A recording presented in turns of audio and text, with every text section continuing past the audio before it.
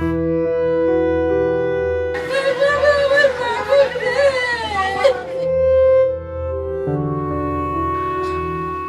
জন্য তরকারি কাটছেন গত ৫ আগস্ট গুলিতে মারা যাওয়া মেহেদী হাসানের স্ত্রী জেসমিন আক্তার সৃষ্টি। পাশে খাটের উপর বসে আছে মেয়ে মেহেরুন্নেছা ও ছেলে আসিফ শেখ। অপর ঘরে মৃত ছেলের একটি ছবি নিয়ে বুক ফাটা আহাজারি বৃদ্ধ বিধবা মা ফাতেমা বেগমের। বৈষম্য বিরোধী ছাত্র আন্দোলনে শেখ হাসিনার পতনের খবরে বাড়ি থেকে বের হয়েছিলেন অটোচালক মেহেদী হাসান।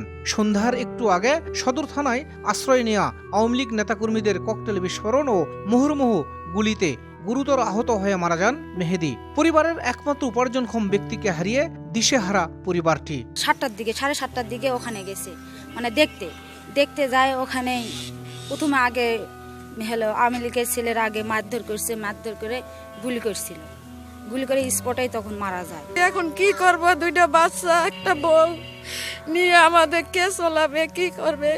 বিজয় মিছিলে যায়, সে গুলি খায় মারা গেছে। আমরা আপনাদের কাছে অনুরোধ করতেছি, আমাদের এই পরিবারের একটু দেখশন করবেন।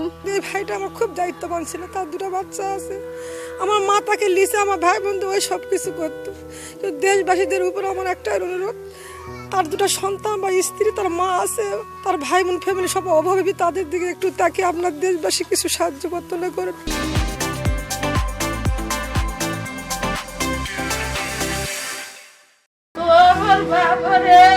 সর্বশেষ ব্যাটারি চালিত অটোরিকশা চালাতেন মেহেদী।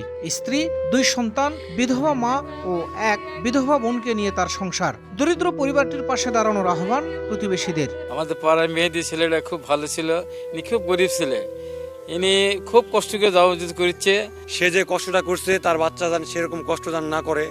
ও আমাদেরকেও বলতো যে পড়াশোনার কথা, ভালোভাবে চলাচল করার কথা, ঝগড়া ঝামেলা হলে সেখান থেকে দূরে থাকার কথা।